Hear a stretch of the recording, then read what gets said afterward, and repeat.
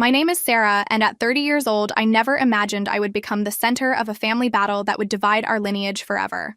When my dear grandfather Henry passed away last month after a long battle with Parkinson's, I discovered through a misdirected call from my cousin that I had been deliberately excluded from the meeting to discuss his final wishes. Despite the knot in my stomach, I decided to show up anyway. "We've already organized everything," announced my Aunt Beth with a forced smile.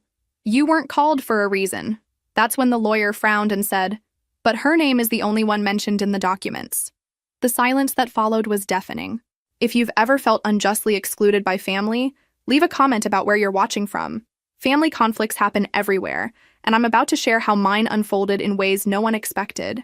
Growing up as the daughter of Michael, my grandfather Henry's youngest son, wasn't always easy, but my father made sure I had a happy childhood. He was the family rebel who chose to become a history teacher instead of entering the family construction business. My mother, Claire, was a librarian, and they raised me with values centered on knowledge and culture, not on accumulating material wealth. Every Monday after school, we would visit Grandfather Henry at his imposing colonial house in the historic district of Charleston, a magnificent property that had belonged to our family for 4 generations. When I was 14 years old, everything changed drastically. My father died in a car accident on his way home from an educational conference, and my mother struggled to cope with the loss both emotionally and financially. Grandpa Henry intervened without hesitation. "Sarah will live with me during the week," he announced to the family, not accepting any contrary arguments. For the next 6 years, I divided my time between my mother's small apartment and Grandpa's house. While my mother worked overtime at the municipal library to support us, Grandpa became my second father. "You're just like me, Sarah," he used to say as we walked through his garden full of old rose bushes. "You see value in people and memories, not just in what glitters." His words shaped my personality more than he ever knew. Grandpa Henry wasn't your typical wealthy patriarch. He wore simple clothes, regularly donated to the local library, and quietly supported the city's cultural projects. The colonial house was his only concession to luxury, a home filled with stories and old books rather than ostentation. My Uncle Rick and Aunt Beth never understood his choices. They lived in gated communities on the outskirts of the city, drove imported cars, and constantly pressured Grandpa to modernize his lifestyle. When I decided to follow in my mother's footsteps and become a librarian, specializing in historical document preservation, my extended family was perplexed. Uncle Rick approached me during New Year's dinner when I was 23. "Sarah, you could work for the family business. Why waste your time on such a limited career?" He took a sip of his expensive whiskey while looking at me with disdain. "Your grandfather could make a call and get you an executive position tomorrow." I simply smiled and replied, "I want to build my own path." Uncle Rick and my cousins Daniel and Camilla, both business administration graduates working in the family company, found my choice incomprehensible. They grew up expecting inheritance and connections to pave their future. Camilla once asked me, completely serious, "But don't you want to have real money?" The concept that I could value something beyond financial success was foreign to them. When Grandpa reached his 82 years, his health began to gradually decline. I started visiting him 3 times a week, bringing new books, helping with correspondence, and simply talking. We spent hours organizing his personal library, and he told me stories about our ancestors that no one else seemed interested in hearing. His cinnamon cookies were famous in the family, but I was the only one who knew the secret was a pinch of nutmeg. "You have ink on your fingers again," he would laugh, pointing to my hands stained with library stamps. Even with his body weakening, his mind remained sharp and his intellectual curiosity intact. During these visits, he told me about our family's history that no one else seemed to value. How our great-great-grandmother had been one of the first women to open a school in the region. How the family fortune originally came from building the first local railroad. Stories of struggle, perseverance, and occasional failures that humanized our family beyond the polished facade presented at family gatherings. "Remember, Sarah," he told me during a particularly peaceful afternoon, "wealth doesn't make a person worthy. How we treat others when we think there's nothing to gain, that's the true measure of character." Meanwhile, as Grandpa's health problems became more pronounced, the rest of the family visited only sporadically. Uncle Rick appeared monthly, spending more time examining the property's conditions than connecting with his father. Aunt Beth brought expensive gifts that Grandpa couldn't use, then left after exactly 1 hour. My cousins rarely visited, except when there was a holiday meal involved. In December, before Grandpa passed away, he gave me a small carved wooden box. "This was my father's," he said, placing it in my hands. Inside was a simple pocket watch, nothing flashy or particularly valuable. "It's beautiful," I said, genuinely touched. "I want you to have it now," he insisted. "The others would only see an old watch, but you'll understand that its value comes from who carried it." I had no idea that this small gift would later be used against me. The last conversation I had with Grandpa, just a week before he passed away, still echoes in my mind. He was having a particularly good day, sitting in his favorite armchair by the window overlooking the garden. When I was about to leave, he held my hand with surprising strength. "Sarah, I've been watching all of you for years," he said, his blue eyes clear and direct. "I want you to know that I see everything. And soon I'll be settling accounts." I assumed he was talking about finding peace before his departure. I had no idea he was planning something that would change all our lives forever. The first major division in our family happened 2 years ago. When Grandpa was 85, Uncle Rick called a family meeting at Grandpa's house, ostensibly to discuss his medical care. When I arrived, I found not only the family, but also a real estate agent waiting in the living room. "We've been discussing selling the farm," announced Uncle Rick, referring to our family's rural property upstate. Grandpa had spent every summer there since childhood. "It's abandoned most of the year, and the maintenance costs are absurd." I looked at Grandpa, whose expression was carefully neutral, but I knew him well enough to notice the tension around his eyes. "Did Grandpa agree to this?" I asked. Uncle Rick waved dismissively. "Dad understands it's the practical choice.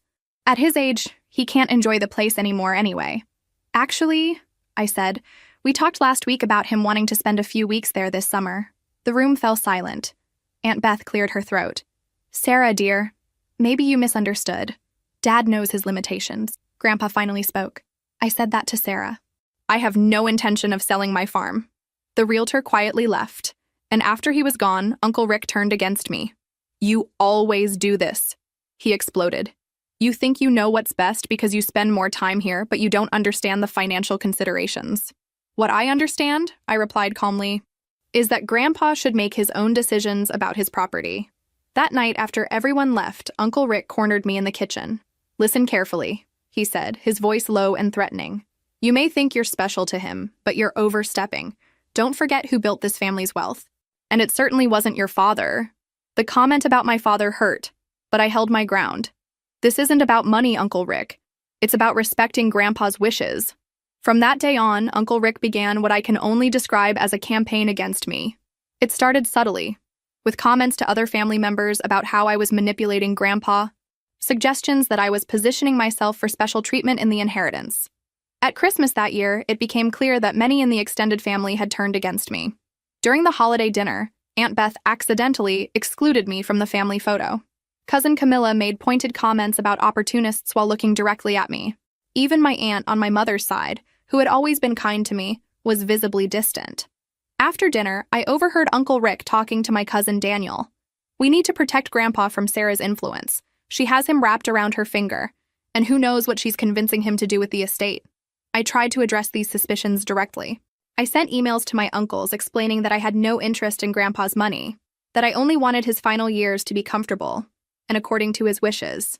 The responses were lukewarm at best. Aunt Beth replied with a dry, "We all want what's best for Dad," while others didn't respond at all.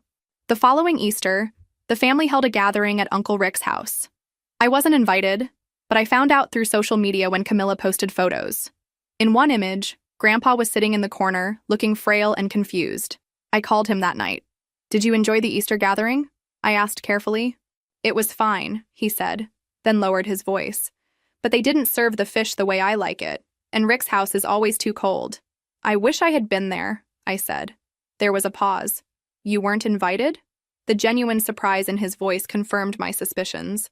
He hadn't been informed about my exclusion. As Grandpa's health declined more rapidly, the family began actively limiting my access to him.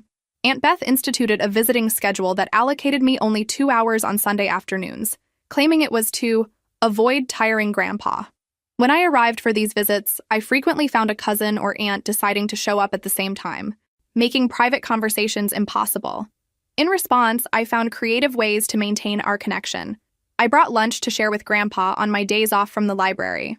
The home nurse, Mrs. Carmen, who genuinely cared about Grandpa, sometimes called me directly when she thought he needed company or was having a particularly good day. Last Christmas before he died, I wasn't invited to the family gathering. I received a message from Aunt Beth. We're keeping the festivities small this year. Dad needs to rest. Later, I discovered through Mrs. Carmen that small meant everyone except me. So on Christmas Eve, I left a package with Mrs. Carmen, Grandpa's favorite cinnamon cookies that we used to make together, a blue wool shawl in his favorite color, and a photo album I created with images of the farm over the decades. When Grandpa passed away in March, I didn't receive the news directly from the family. Mrs. Carmen called me in tears from his house. When I arrived, Uncle Rick and Aunt Beth were already there, talking to the funeral director about arrangements. "Oh, Sarah," said Aunt Beth with artificial sweetness when she saw me. "We were going to call you, of course." The funeral was a parade of family politics. I was seated in the third row behind extended family members who had seen Grandpa maybe twice in the last decade. I wasn't asked to speak, despite having spent more time with him than anyone in recent years. Uncle Rick gave a speech that focused largely on Grandpa's business acumen and the legacy he had left for the family through the construction company. Throughout all this, I kept thinking about what Grandpa had said about settling accounts. I had no idea how prophetic those words would prove to be. 2 weeks after the funeral, I was preparing dinner in my small apartment when my phone buzzed with a message. It was from my cousin Camilla, clearly sent to a group by mistake. "Meeting tomorrow at Dr. Foster's office, 2 p.m. Mom said not to tell Sarah." I stared at the message, my stomach dropping. A second later, another message arrived. "Sorry, wrong group. Please ignore." I sat at the kitchen table, a cold feeling spreading through me. So this was how it would be. They weren't even going to tell me about the will reading. Whatever inheritance Grandpa might have left me, apparently they planned to keep me completely in the dark about it. All night, I debated what to do. Part of me wanted to respect their wishes, rise above the pettiness. I had never cared about Grandpa's money. Our relationship had been about love, not inheritance. But another part of me, a stronger part, felt that Grandpa would want me to be there. If nothing else, I deserved to hear his final wishes, even if he hadn't left me anything. In the morning, I had made my decision. I called to request the day off work, something I rarely did. I carefully selected my outfit, a simple navy blue dress that Grandpa always complimented, professional but not flashy. I wanted to look respectful, not like someone desperate for money. As I drove to the law office in downtown Charleston, my hands trembled on the steering wheel. I rehearsed what I might say, how I would handle the inevitable confrontation. In the parking lot, I sat for several minutes, gathering courage. "Stand up for yourself, Sarah." I could almost hear Grandpa saying, "You belong anywhere I wanted you." The Foster and Associates office occupied the second floor of a restored colonial building. When the elevator doors opened, I saw them immediately. Uncle Rick and Aunt Beth, my cousins Daniel and Camilla, even distant cousin Luke, who had barely spoken to Grandpa in the last decade. They were clustered in the waiting area, talking in low voices. Aunt Beth saw me first. Her face froze mid-sentence, then quickly reorganized into a mask of disapproval. "Sarah," she said loudly, making all the others turn. "What are you doing here?" I raised my chin slightly. "I'm here for Grandpa's will reading." Uncle Rick stepped forward, physically placing himself between me and the group. "You weren't invited? This is for family." "I am family," I said simply. "You know what he means," Camilla interrupted. "Family that respected Grandpa's wishes instead of trying to influence him." Before I could respond, a door opened and a middle-aged man with graying hair and glasses appeared. "Are you all here for the Henry estate?" he asked, then noticed the tension. "Is there a problem?" Aunt Beth stepped forward with her most charming smile. "Dr. Foster, it seems there's been a misunderstanding. Sarah shouldn't be included in today's reading." Foster looked confused. "Ms. Sarah? Henry's granddaughter." "Yes, that's me," I confirmed. He consulted his clipboard. "Then you should definitely be here. Please, everyone come in." The conference room was elegant but not ostentatious, with a long mahogany table and comfortable leather chairs. I sat near the door, feeling all eyes on me. The whispers were barely concealed. She must have found out somehow. Rick is going to be furious. Dr. Foster cleared his throat, bringing the room to order.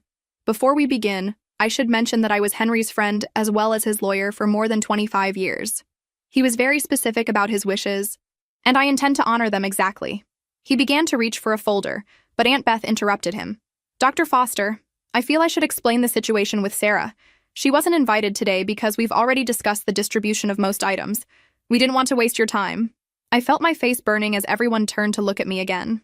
"We've already organized everything," my aunt announced with finality. "You weren't called for a reason." Dr. Foster frowned, looking genuinely perplexed. I'm afraid there's been a serious misunderstanding, Mrs. Beth. Nothing should have been distributed yet. He looked directly at me.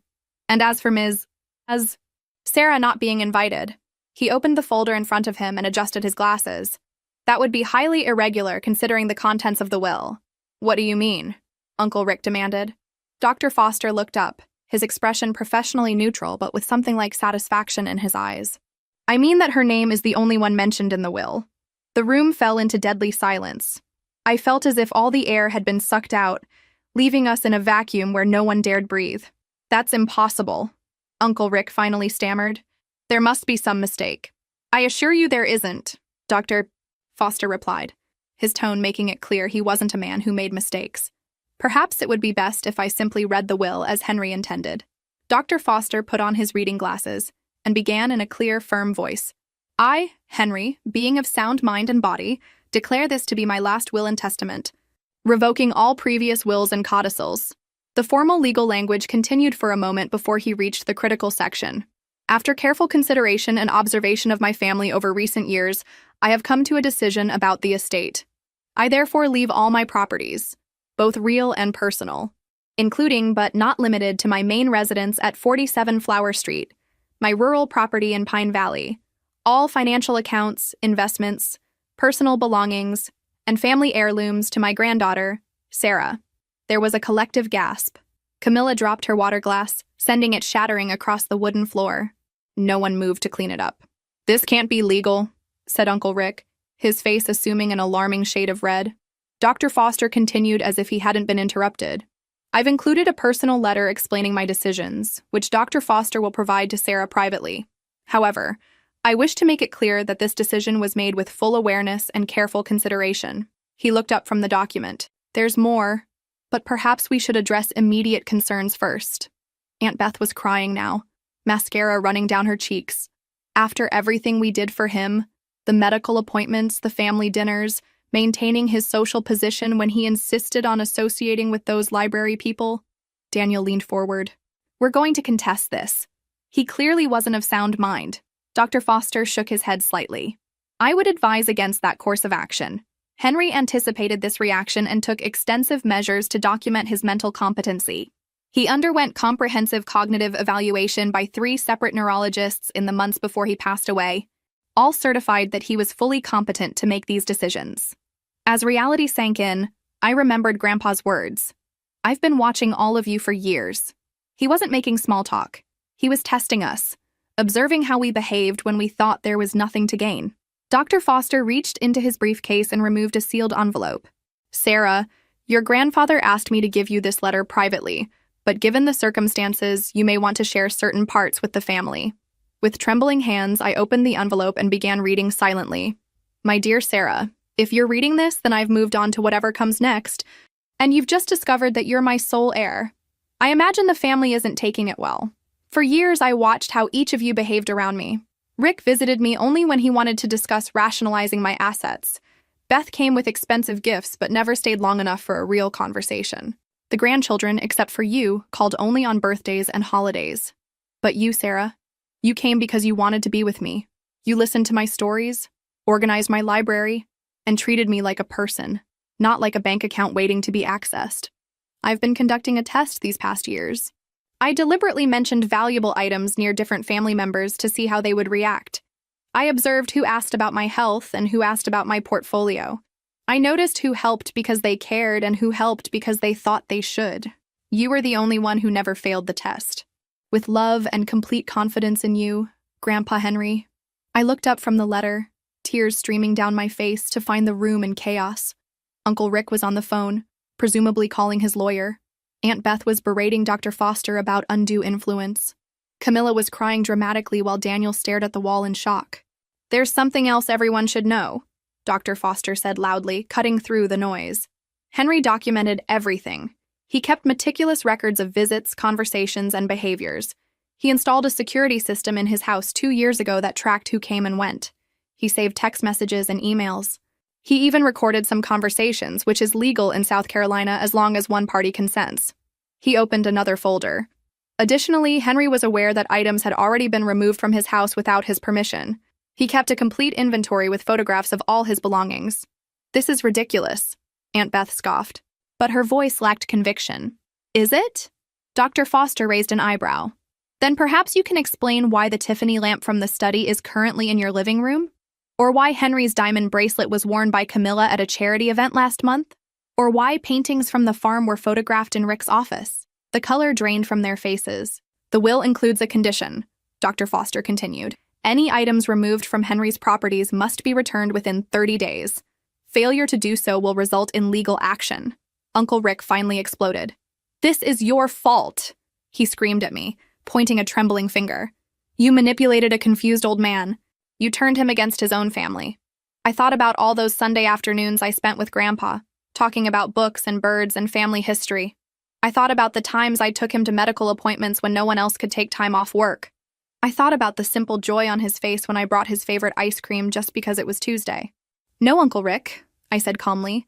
"Grandpa knew exactly what he was doing. He always knew." The following weeks were a nightmare. I left Dr. Foster's office that day with Grandpa's letter pressed against my chest and my family's threats echoing in my ears.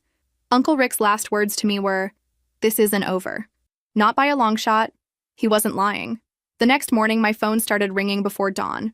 First Aunt Beth, then Cousin Camilla, then relatives I barely knew, all demanding explanations, making accusations, or trying to negotiate for items they thought they deserved. I stopped answering unknown numbers, but the voicemails piled up. "Sarah, this is your Aunt Beth. I hope you'll do the right thing here. Your grandfather wasn't thinking clearly. We all know that. Call me immediately." "Hi, it's Daniel. Look, I know we weren't close, but that silver set was promised to me years ago. I can send you the email where Grandpa mentioned it. Sarah, this is Uncle Rick. My lawyer will be contacting you. What you've done is despicable and won't hold up in court." By the end of the week, the harassment had moved online. Camilla posted a veiled attack on social media. Amazing how some people can pretend to care about family just to get what they want. True colors always show eventually. Distant relatives I hadn't spoken to in years suddenly messaged me, either condemning me or trying to establish friendly connections now that I had inherited wealth. I changed my phone number and locked down my social media accounts, but the stress was taking its physical toll. I wasn't sleeping, had constant headaches, and my supervisor at the library noticed I was making small mistakes I would never make before. "Sarah, is everything okay?" she asked after I forgot to catalog a rare book donation. "This isn't like you." I broke down and told her everything. She immediately insisted I take a week of personal leave. "Our patrons need you at your best," she said gently. "Take time to get your legal affairs in order." During that week, I finally visited Grandpa's house. My house now, according to the will. I used the key I'd had for years and entered the quiet, empty rooms that still smelled faintly of the lavender cologne he wore. But something was wrong. The house felt hollow, with conspicuously empty spaces on walls and shelves. Moving from room to room, I began to realize the extent of what had happened. The antique clock that had always been in the hallway, gone. The crystal figurine collection that Grandpa treasured, missing several pieces. His desk in the bedroom, almost empty of all personal items. They had already taken so much.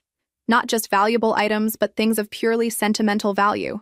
The hand-knitted blanket that Grandpa's mother had made. The souvenir spoon collection from his travels with Grandma.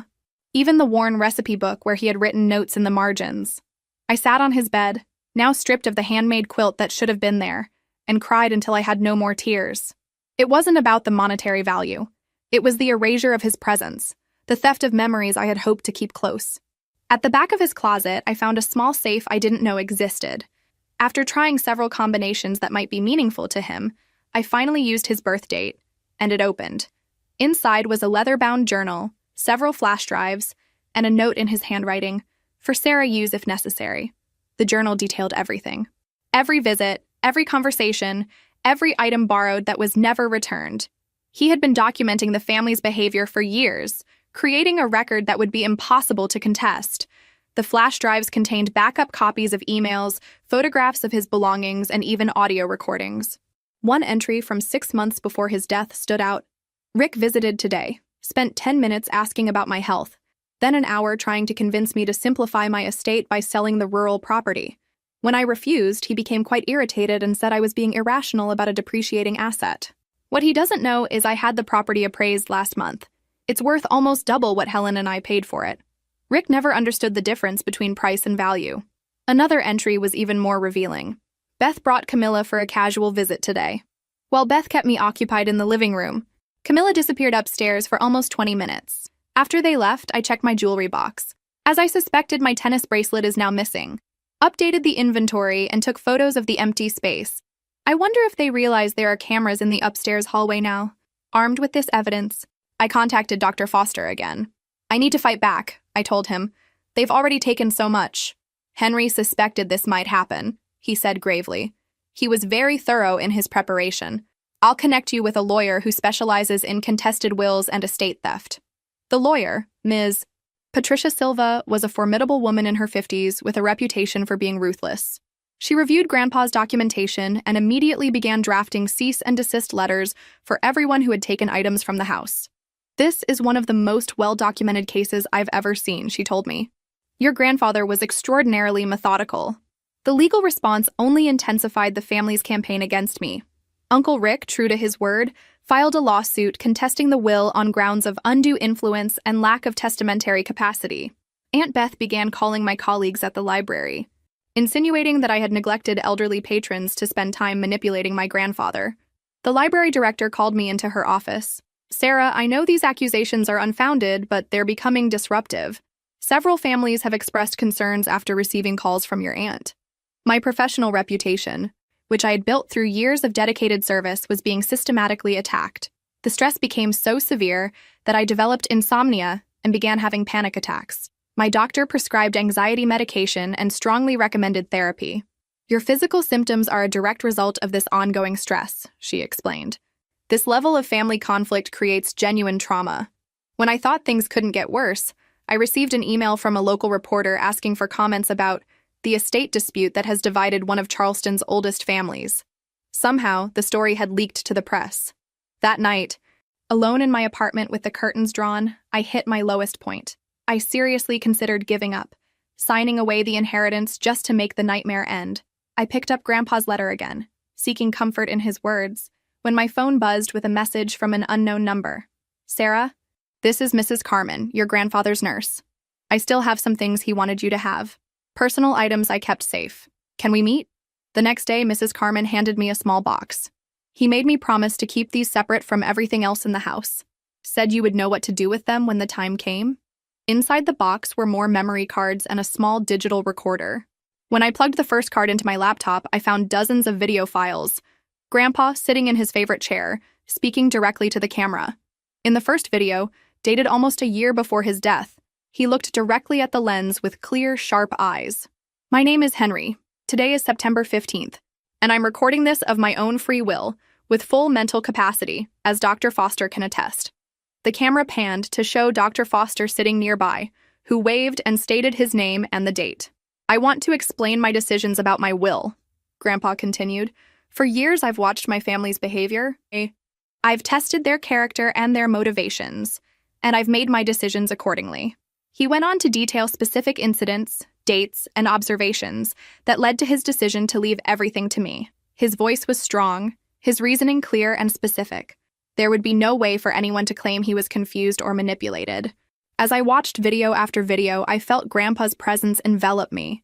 He hadn't just left me his belongings. He had left me the means to defend his wishes. He knew exactly what would happen and had prepared meticulously for it. In the final video, recorded just weeks before his death, he looked more frail. But his eyes still sparkled with determination. Sarah, if you're watching this, then things have gotten difficult, as I expected they might. Remember what I always told you about standing up for yourself. Sometimes kindness means having the courage to set boundaries. I didn't raise you to be a doormat. My dear, I raised you to be just like me, and I never let anyone take advantage of me. For the first time since the will reading, I felt a spark of my old strength returning. Grandpa had trusted me not just with his belongings, but with his legacy. I couldn't let him down. The next morning, I called Ms. Silva. I have something you need to see, I said, and brought all the videos and recordings. After reviewing them, she leaned back in her chair with the first genuine smile I'd seen from her. This changes everything. Your grandfather didn't just build a case, he created a fortress. With this new evidence, we developed a comprehensive strategy. First, we filed a formal inventory of all missing items with the probate court, complete with photographs and documentation of their current locations. Then we sent formal legal demands for the return of each item with clear deadlines. Simultaneously, Ms. Silva filed a motion to dismiss Uncle Rick's lawsuit contesting the will, attaching Grandpa's videos as evidence. No judge in South Carolina will rule against your grandfather after seeing these, she assured me. We also contacted the library's legal team, providing evidence that the accusations against me were part of a targeted harassment campaign. They immediately issued cease and desist letters to my relatives, threatening legal action if the defamatory calls continued. For additional support, I contacted several of the nurses and caregivers who had cared for Grandpa in his final months. They were happy to provide sworn statements about the frequency of my visits compared to the rest of the family. You were there at least 3 times a week, confirmed Nurse Santos. Sometimes your uncle would go a month without showing up, then spend the whole visit on his phone. Mrs. Carmen provided a detailed calendar she had kept of all visitors, showing that I had visited Grandpa 87 times in his final year, while Uncle Rick had visited 9 times and Aunt Beth 12 times. My cousins had visited only on holidays. We also obtained financial records showing that Uncle Rick had borrowed substantial sums from Grandpa over the years without repayment, and that Aunt Beth had charged numerous personal expenses to Grandpa's accounts under the pretense of care costs. Armed with this mountain of evidence, Ms. Silva suggested we call a family meeting at her office. Sometimes showing all your cards at once can avoid months of unnecessary litigation, she explained. On the day of the meeting, I arrived early, my stomach in knots despite our strong position. One by one, they entered. Uncle Rick with his lawyer, a nervous-looking man who kept checking his watch, Aunt Beth, who refused to meet my eyes, cousins Daniel and Camilla, both trying to affect bored expressions that couldn't quite hide their anxiety. Thank you all for coming, Ms. Silva began once everyone was seated. We've called this meeting to resolve some pending issues regarding Henry's estate. Uncle Rick's lawyer immediately launched into a prepared statement about significant concerns regarding undue influence and questions about testamentary capacity. Ms. Silva let him finish before responding.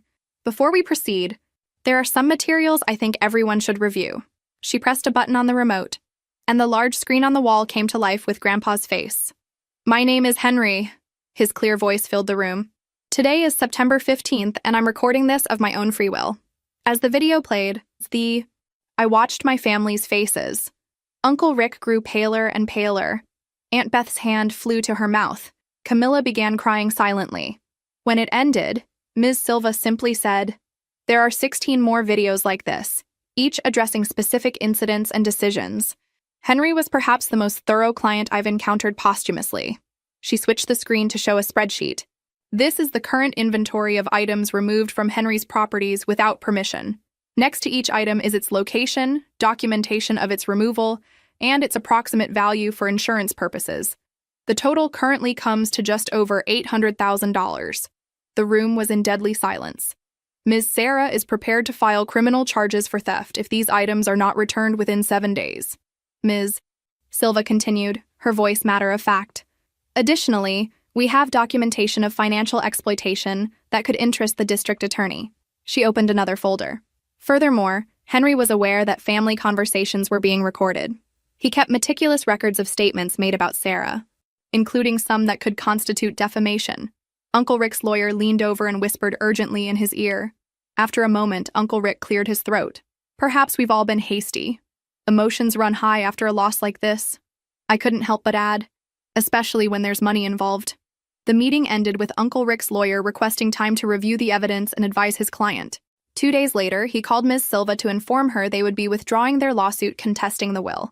Within a week, items began appearing on Grandpa's porch, delivered by moving companies rather than returned personally. The jewelry came back via mail, each piece carefully packaged. No notes, no apologies, but at least they were complying.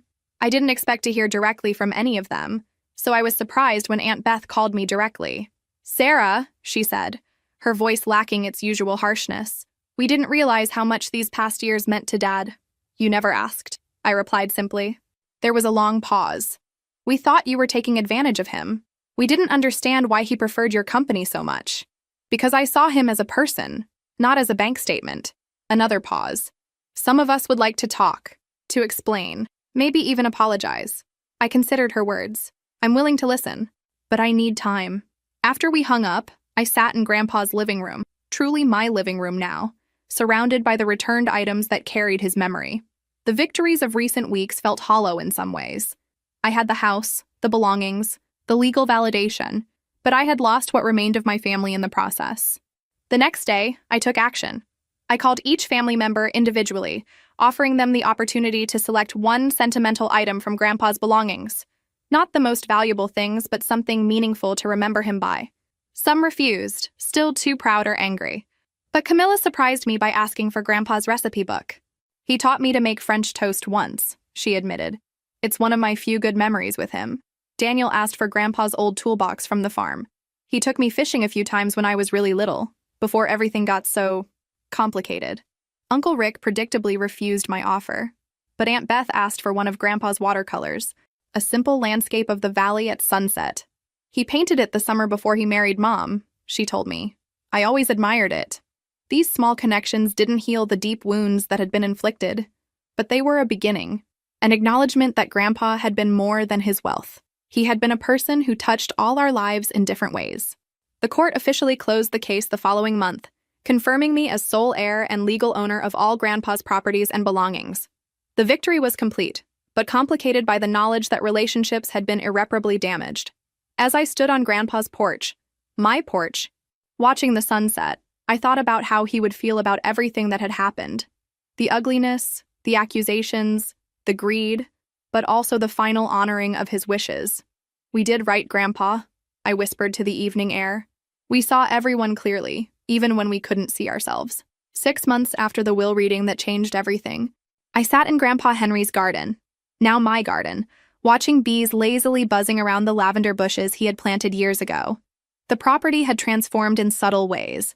I maintained the character and coziness he had cultivated, but added touches that reflected my own personality. New bookshelves in the library, a small meditation corner in the sunroom, wind chimes hanging from the porch ceiling. The house no longer felt haunted by conflict. It had become a sanctuary again, exactly as it had been during my childhood visits. I took a leave of absence from the library to focus on settling the estate and determining my path forward. The inheritance had given me options I never imagined having, but also responsibilities I was still learning to navigate. One rainy afternoon, while organizing Grandpa's desk, I found an envelope I had somehow missed during previous cleanings. It was addressed simply, "For Sarah, after everything is settled." Inside was a handwritten letter on Grandpa's distinctive letterhead. "My dear Sarah, if you're reading this, then the storm has passed. Knowing our family, it was probably a Category 5 hurricane, but I had complete faith in your strength and resilience. I need to explain something I couldn't put in my official documents. This inheritance was never about punishing the others, though I'm sure that's how they saw it. It was about recognizing the heart that beats so strongly in you. The same heart my father had. The same heart your father Robert inherited. Money changes people, Sarah. I've watched it happen throughout my life. It can bring selfishness, entitlement, and cruelty. But occasionally, very occasionally, it finds its way to someone who understands its true purpose, creating security that allows for generosity. I chose you not because you were perfect, or because you never disappointed me. I chose you because when you made mistakes, you owned them. When you disagreed with me, you did so respectfully. When you helped me, you did so without expectation of reward. The others will claim I was manipulated or confused, but the truth is simpler. I wanted my legacy in the hands of someone who would honor its spirit, not just preserve its value. Now, some advice from beyond. Don't let this wealth change who you are. Use it to become more authentically yourself. Take that trip to Europe we always talked about. Fund that literacy program you dreamed of creating. Keep the farm in the family. Someday you might have children who will love it as we loved it. And perhaps, when the wounds heal enough, find ways to include the family again. Not because they deserve it, but because connection matters.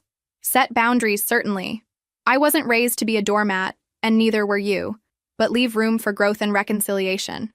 I love you, my dear girl. I'm so proud of the woman you've become. Grandpa Henry. Tears streamed down my face as I read and reread his words. Even now, he was guiding me, offering wisdom and permission to forge my own path forward. In the weeks that followed, I began implementing his suggestions. I established the Henry Memorial Scholarship at the library science school I attended, specifically for students interested in historical preservation and community literacy.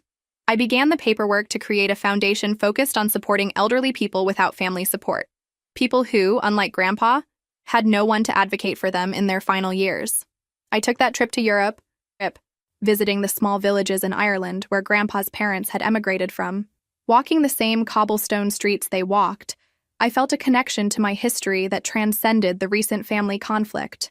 As for the family itself, healing came in small, unexpected moments. Cousin Camilla was the first to reach out, asking to meet for coffee.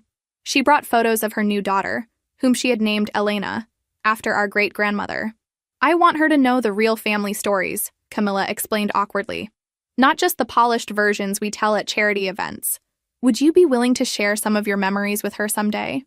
Daniel invited me to his wedding, though I suspect his fiancée insisted. Still, when I attended, he made a point of introducing me to everyone as my cousin who runs the Henry Foundation. It wasn't warm, but it was acknowledgement. Aunt Beth remained distant, but sent a Christmas card with a brief note. "Your grandfather would be proud of what you're doing with the foundation." Coming from her, it was practically an olive branch. Uncle Rick never reached out. Some wounds are too deep, some pride too rigid to bend. I made peace with that reality while leaving the door open should he change his mind. The greatest healing came through an unexpected connection. During a foundation event, I met Lucas, Grandpa's cousin who had moved to Atlanta decades ago. He had lost touch with the family but had fond memories of Grandpa and my father. "Robert was the best of us," he told me over dinner. "He chose teaching over money, substance over status. Henry adored him for living authentically." Through Lucas, I discovered a branch of the family untainted by the inheritance battle. Second and third cousins who shared stories and photographs I had never seen, expanding my understanding of our family history beyond the narrow narrative I had grown up with. 1 year after Grandpa's passing, I hosted a memorial dinner at the house. I invited only those who genuinely cared about him, Mrs. Carmen and other caregivers, Dr. Foster, some neighbors who had been true friends, Lucas and his family, and yes, even Camilla with little Elena. We shared stories, laughter, and some tears, creating the kind of gathering Grandpa would have loved. As everyone mingled in the garden afterward, Dr. Foster approached me with a glass of Grandpa's favorite sherry. "You know," he said quietly, "I've handled hundreds of estates over my career. I've seen families torn apart and relationships destroyed over much less than what was at stake here. I'm not sure our family fared much better," I admitted. He shook his head. "You misunderstand me. The miracle isn't that some relationships survived. It's that you remained true to yourself throughout the process. Henry once told me that his greatest achievement wasn't his wealth or status, but raising a grandson who valued integrity enough to pass it on to his daughter." I looked around at the gathering, not the family I expected to have, but a chosen family united by genuine love and respect for Grandpa Henry. In the fireplace inside the house, his photograph watched over all of us, his slight smile seeming to say he knew how it would all turn out. The inheritance had cost me relationships, but it had given me something far more valuable: the freedom to live by my own values, exactly as my father had done, exactly as Grandpa had taught me. I understood now that this had been his true legacy, not the house or the money, but the courage to stand firm in my truth. As the evening ended and guests departed, I stood on the porch watching fireflies emerge in the summer twilight. "We made it, Grandpa," I whispered. "We settled the accounts." Have you ever had to stand up to family pressure? I'd love to hear your stories in the comments below, and if this story resonated with you, please subscribe to hear more stories about family dynamics, unexpected inheritances, and finding strength in difficult situations. Remember that sometimes the most valuable inheritance isn't measured in dollars, but in the lessons and love we carry forward. Thank you for listening to my story today. May you always find the courage to honor your own truth, exactly as my Grandpa Henry taught me.